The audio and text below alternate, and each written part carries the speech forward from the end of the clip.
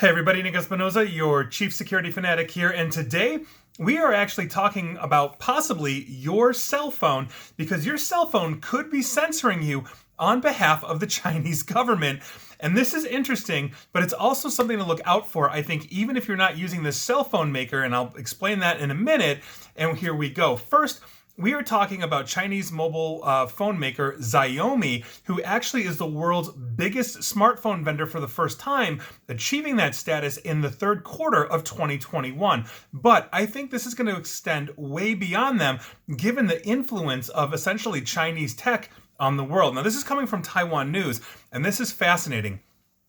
Taiwan's National Communications Commission, or NCC, has said that it found that the Xiaomi Mi 10T 5G smartphone sold in Taiwan has 7 built-in apps that are able to filter more than 2,000 politically sensitive words. The NCC this past Thursday on January 6th said that a program called MI Add Blacklist Configure could be downloaded from the servers of Xiaomi through 7 built-in apps on the Mi 10T 5G smartphone.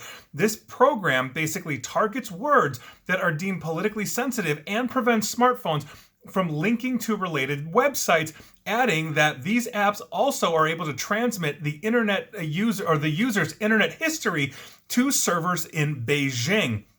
Now, terms including things like Free Tibet or Taiwan independence or independent media in Hong Kong are all blocked, as well as the names of Taiwanese political parties and Chinese political leaders, according to the NCC testing. The censorship applies to 3 different languages commonly used in Taiwan, which is English, traditional Chinese, and simplified Chinese. The Commission's think tank, the Telecommunications Technology Center, performed a test last October on this particular phone after the Lithuanian National Cybersecurity Center notified the NCC in Taiwan of the censorship technology.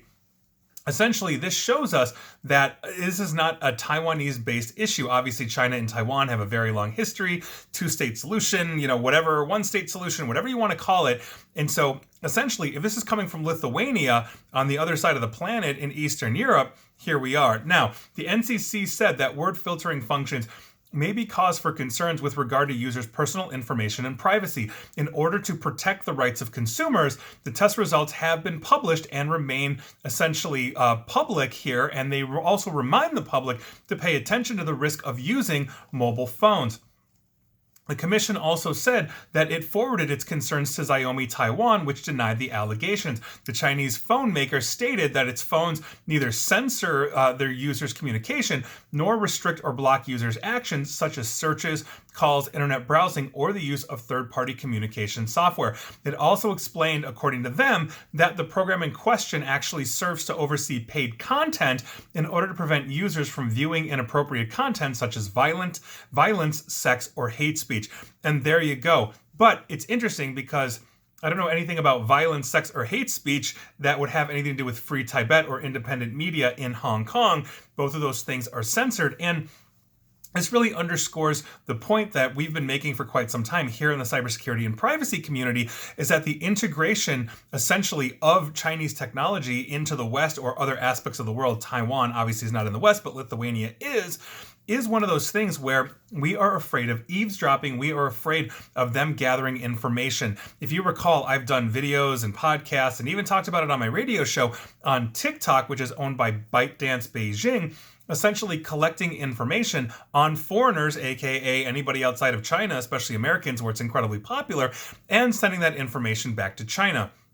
Even if it's sending it to a local server infrastructure, let's say Amazon Web Services, for example, there's no reason why that couldn't be replicated on the back end, unbeknownst to any user, to China. There was also a 2017 law in China stating that if you are a Chinese company with information on essentially foreigners, you have to turn that over to the Beijing government or give the Beijing government access. I've talked about that at length as well. So this doesn't start and stop with Xiaomi. We've obviously seen other issues. Under the Trump administration, we saw a ban of Huawei and their 5G infrastructure technology for eavesdropping concerns and backdoor access.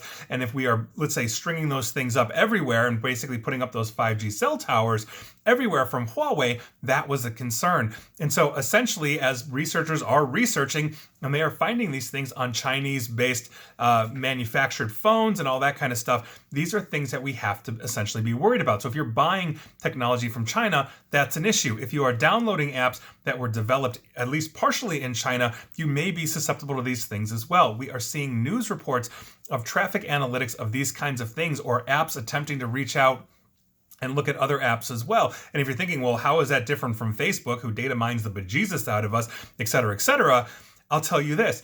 Facebook is actually in a country where, especially if you're in the United States, where you have legal recourse under the umbrella of US law to actually challenge Facebook and get your information scrubbed. GDPR in the EU has that ability as well. California here in the United States has a CCPA, New York has SHIELD, et cetera. And so if you are looking at this, you have no legal recourse under Chinese law. If they steal my data, what am I going to do? Sue Beijing? Even if I could, they're not going to honor it, and they're definitely not going to erase my data. Lord knows I'm probably on a watch list by now. So anyway, that's what I'm talking about here. If you have a Xiaomi phone, obviously that's an issue. Definitely make sure that you are checking it. And if you have essentially that app that they are seeing, or that plugin for it, that is a very serious issue. MIAD blacklist without the T and configure without the E on the end. MIAD blacklist configure.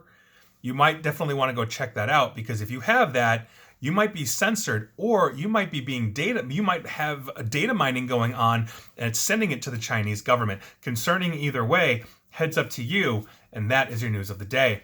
And please like, share, follow me here on Facebook and Twitter at NickAESP, and please feel free to subscribe to me at YouTube as well. And as always, stay safe, stay online, and please stay private. Thanks, everyone.